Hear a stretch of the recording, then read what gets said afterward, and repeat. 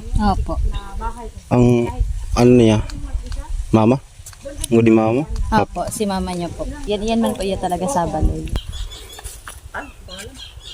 Grabe. Sanay ka naman dito kahit ikaw lang mag-isa. Inumin mo saan mo kinukuha? Diyan po. So magandang araw mga ka-striker. Andito kami ngayon sa isang bahay na nasunugan nung isang araw. No? Ito yung araw na nagpunta tayo doon sa Balatan. Na natanaw pa natin to. No? Paangkas na ako doon sa motor. Sabi ko ang itim ng usok. So pag maitim yung usok, sabi ko bahay yan. So bahay nga. So, ito po yung nangyari. Malaking bahay daw to. Talagang tupok na tupok. So kahit may responde, may hirapan yung mga respondent na ma-rescue. Kasi nga malayo siya sa kalsada.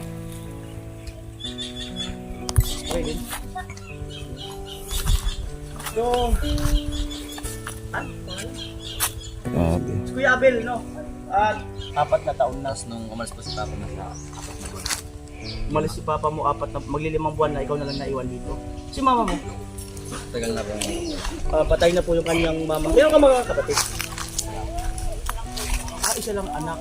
Nung mamatay si ate, sinabi ko noon na habang nandito siya, gagabayan ko na. Sanay ka naman dito kahit ikaw lang mag-isa.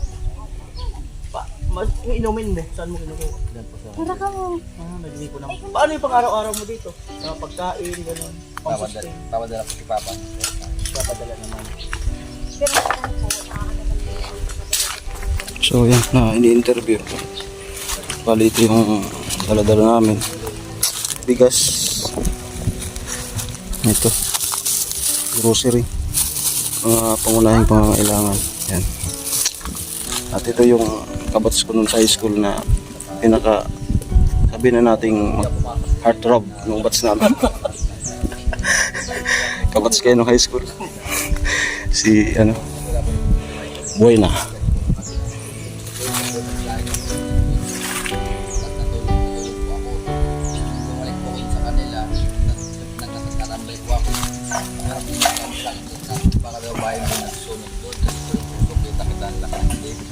Pagpunta po namin sa hindi, nagdadang namin sa dito. So imagine nung kasagsagan sunog na yun, init daw, mainit sa paligid, kaya hindi sila makalapit-lapit kasi nga nakabilo yung apoy. So dito merong bangka sa kanila ata to. Kung mapapansin nyo po yung mga kahoy sa paligid talagang nasunog. para makaano na yung para napailan yung pagsain. Ano kasi, ang panahon ngayon ay summer. Minsan talaga may pusa na naghihiliyabit dahil nasa init. Kagaya ng grass fire, di ba minsan makikita mo lang yan, bigla na lang yung Oo, tapos sabay pa lang pasok ko yung pero hindi, dahil naman yung dito talaga, parang dito talaga sa loob ng sa loob talaga ng gabi. Kapag yung mga kawayan, lahat, hinapot yan. Marami naman kami pumunta dito, kaya lang talagang sobra na ang... May tumulong naman mag-apula. Hindi na, dahil hindi naman talagang sobra. Saka yung dito, wala nang natira. Yung na lang, yung mga damit na lang ang nasusunog. So, siguro pag alis niya, baka yun ang nagsimula ng apoy. Sunog lahat ng mga gamit mo, notebook, pag-aaral. Lahat. Wala natira, uniform, school uniform. Nakaano nga siya, nung nangyari yun, nakaubad siya, naka-shirt lang, tapos yung tuwalya. Ganun lang ang natira sa kanya, doon lang ang natira sa kanya. Tiwalya lang natira sa kanya. Anong grade mo na ngayon? Grade 11. So ay mga kanulino, naubos pala yung kanyang mga gamit sa pag-aaral. Kailan ang graduation nyo? May 23. So may ang kanilang graduation. Magka-college ka pa gano'n? Hindi ko alam baka pang grade 12. Baka hanggang grade 12 lang. Oh, 11 na siya ngayon. Tapos grade 12.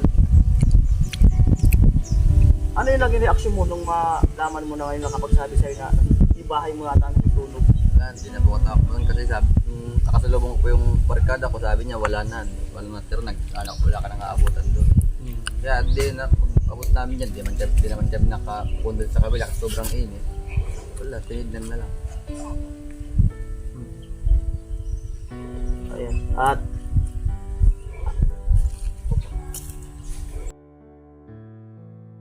barangay.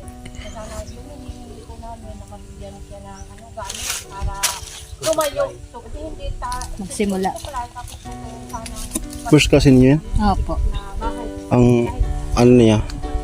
Mama? Ngudi mama? Opo, si mama niya po. Auntie. Doon siya tumitira sa bahay. Anong siguro, Tapos nasa doon na kanina nag-star. Mm. Yan man po yan talaga saban. Dahil sa di kuryente? Wala po. Solar lang. Solar lang po yung gamit niya.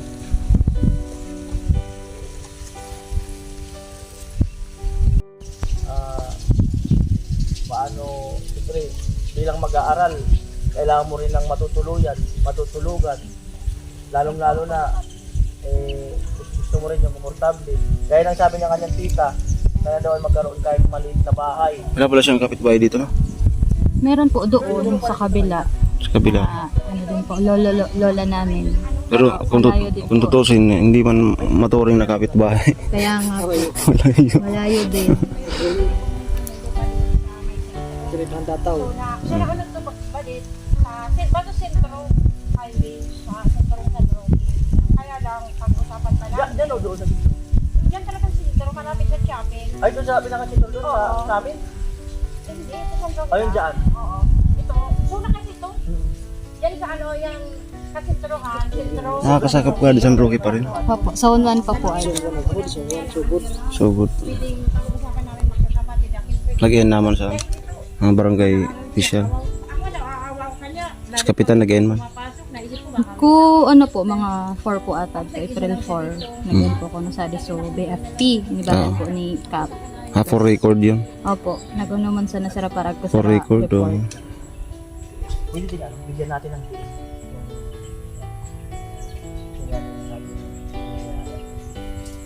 Ibig sabihin,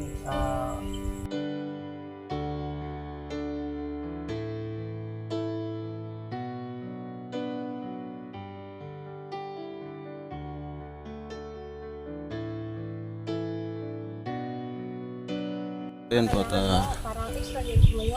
Nakaharap ka. abangan po natin ang istorya nito sa channel nyo kayo noon. Sumama ka na. Sabi ko yung ganito yung ano, long sleeve naman yun. Kahit long sleeve lang, tapos pantalones pan. Ito na nga po ang naging sanhi ng napakalaking sunog. Ang ating bida ay meron palang aso. Buti na lang ay hindi niya tinali sa mga araw na iyon. Sana kasama rin yung kanyang alagang aso. Kung makikita niyo po, talagang tupok na tupok. Kahit yung mga yero, mga makina na ginagamit ng kanyang papa noon ay talagang halos walang natira. Ito po yung mga kama sa lukuyan si Kuya Noli na nagbibigay ng advice sa bata kung paano siya babangon ulit, kung paano siya magpapatuloy sa buhay, kung paano na ang kanyang pag-aaral.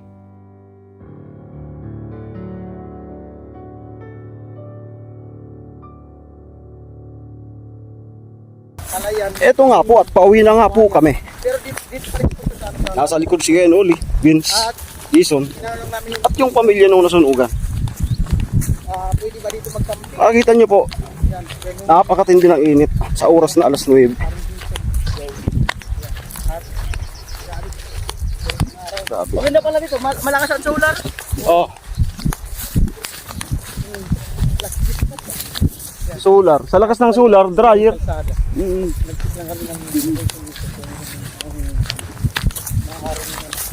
Ay ko! Ay ko!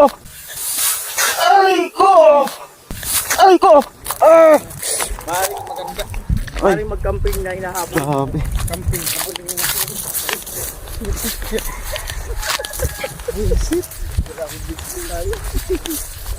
Nandito kami ngayon sa kainitan. Hinabol kami ng aswang. Oh, di ba? Tapos takbo tayo. Hinabol ng aswang sa tanghaling tapat. Takbo tayo, yun ang highlight. Kami pa lang yung Kami. Sige, takbo! Aswang! Tulay. So, Aswang! dahan-dahan. May pang-highlight. Dahan-dahan. Dahan-dahan. Patukad. Diyan na baka matuloy mo. Patukad. Ayan, maganda yung pang-highlight. Okay. Okay. Okay. Ayun. Ito, panibago na naman po ang abangan. Channel ni Kainuli. Kami ng aswang. Kung ano po yung magiging journey nung bata. No, kung mapapabahayan niya ba, abang-abang na lang po. Hanggang dito na lang po itong video ito. Maraming salamat po sa inyong panonood. Ayan, behind the scene tayo. Siyempre, first na mag-upload si Kainuli. It's Megan Alamid Striker. Maraming salamat po. Ingat po kayo. God bless po. Bye-bye.